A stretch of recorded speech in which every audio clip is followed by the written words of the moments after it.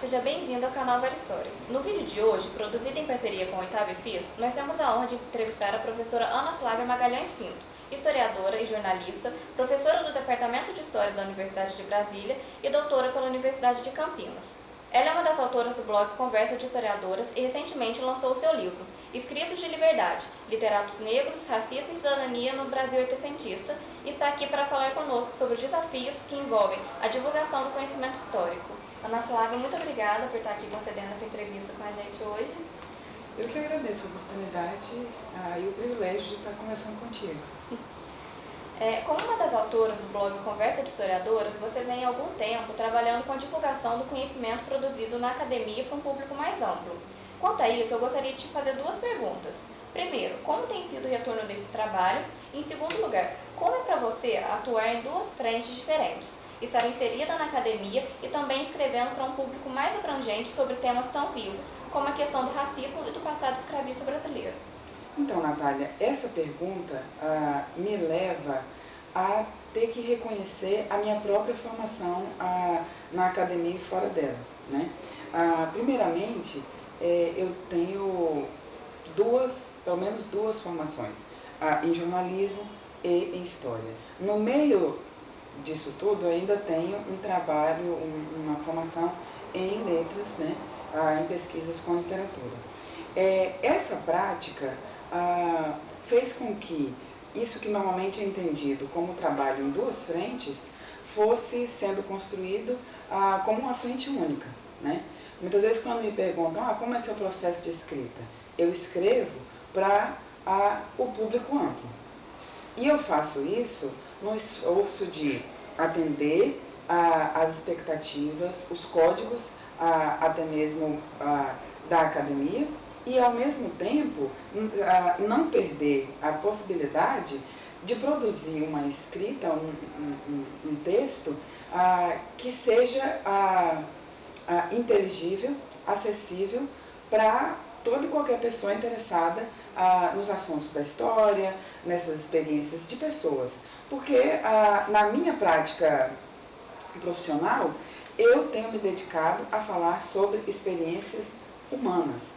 Então, não pode ser tão difícil produzir um texto em que outros humanos, outros homens e mulheres, consigam, então, se encontrar naquilo que eu estou produzindo. A oportunidade do blog vem para potencializar esse tipo de prática. Por quê?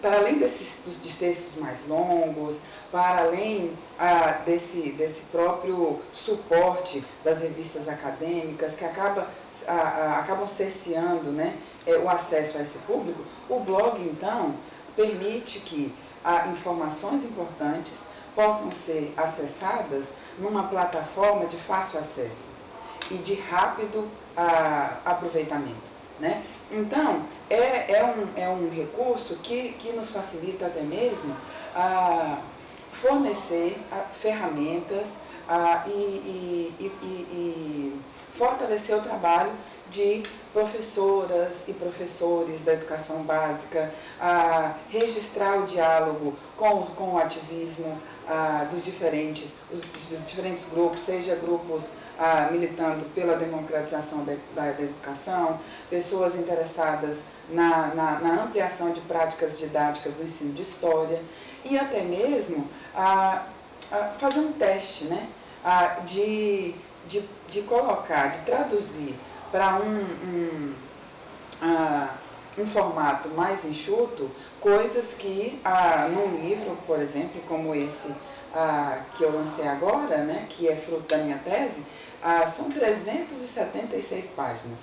Dificilmente alguém acessaria esses conteúdos com a facilidade que um blog apresentando pílulas consegue fazer. Porque ao lançar essas pílulas, a gente consegue, então, dar notícia de textos mais longos, de pesquisas mais densas, sem comprometer o conteúdo. Porque muitas vezes a gente comete o equívoco de achar que textos menores em plataformas de uma narrativa mais corrida, eles comprometem a qualidade do conteúdo, né?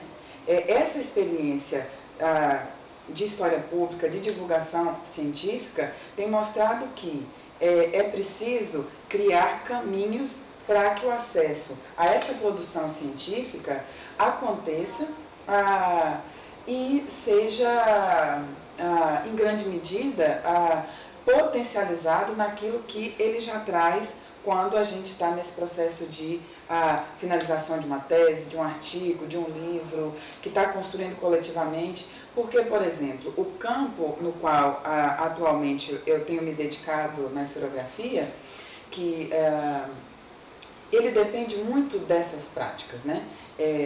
Considerando a experiência do GT, Emancipações e Pós-Abolição da ANPUL, nós temos atuado em duas frentes fundamentais. Essa produção da pesquisa acadêmica no âmbito de uma renovação da historiografia e, ao mesmo tempo, fazer com que essa produção faça parte da ampliação de um repertório de práticas de ensino de história no âmbito da reeducação das relações étnico-raciais, né?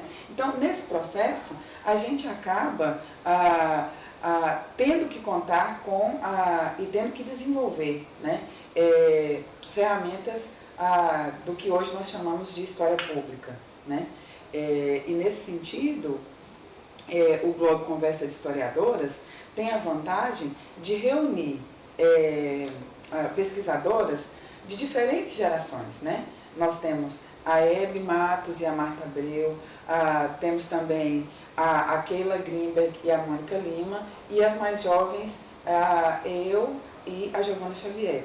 Então, nós temos experiências diferentes, né? Em vários sentidos, e a gente acaba aprendendo muito. Essa produção coletiva, que até mesmo o blog permite, tem favorecido o amadurecimento de trajetórias individuais. A partir disso, muitas vezes o conhecimento histórico e o conhecimento produzido pelas ciências humanas, de modo geral, são desvalorizados em comparação, por exemplo, com a produção de áreas de ciências exatas e biológicas.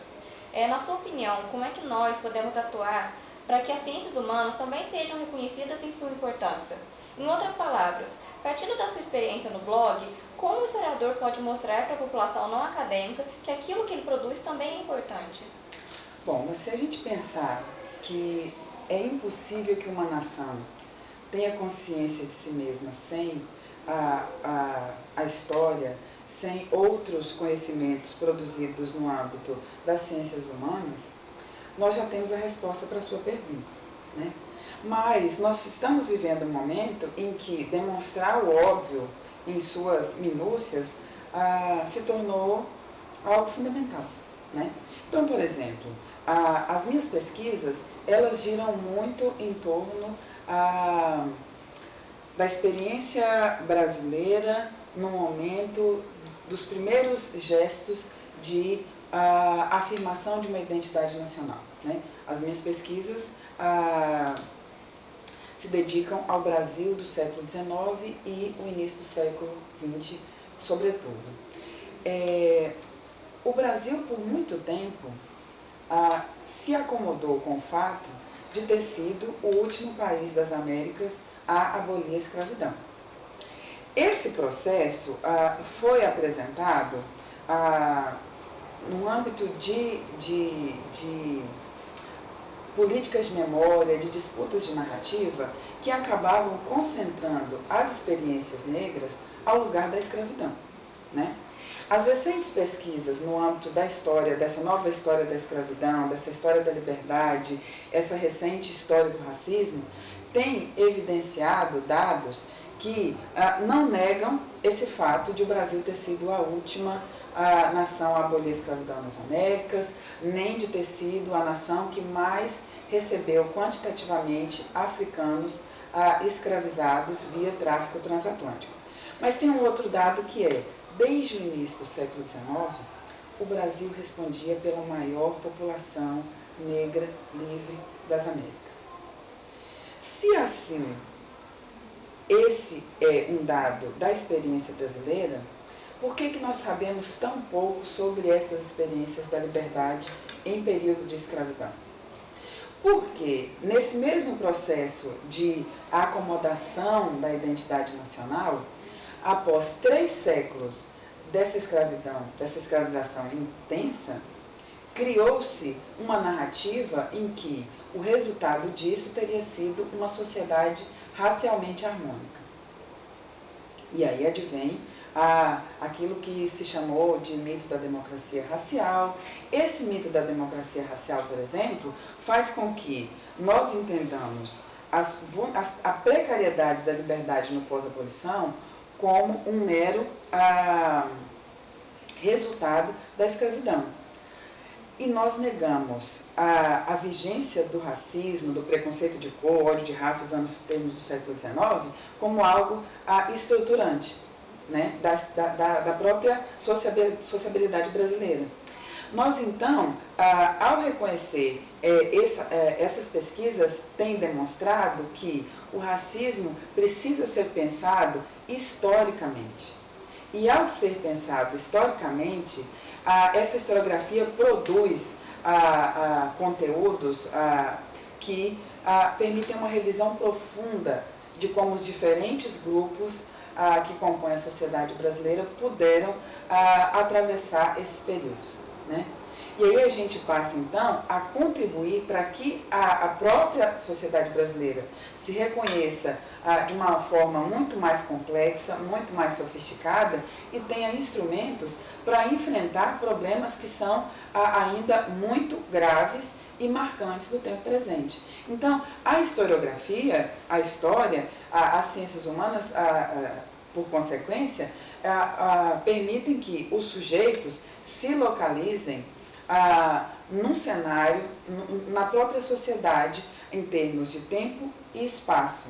Algo fundamental para o desenvolvimento de expectativas de futuro e que, portanto, acabam fortalecendo os projetos que são expressos em pesquisas e até mesmo atuação profissional nas áreas das ciências exatas, nas áreas das ciências biológicas, porque essas pesquisas nos ajudam a humanizar as nossas relações, que estão sendo perpassadas por muita intolerância, desrespeito e cerceamento da cidadania. Então, eu acredito que essa seja um dos exemplos em que a importância das ciências humanas possa ser visualizada. Professora, muito obrigada pela entrevista. E você que está nos assistindo, curta o nosso canal e nos siga nas redes sociais.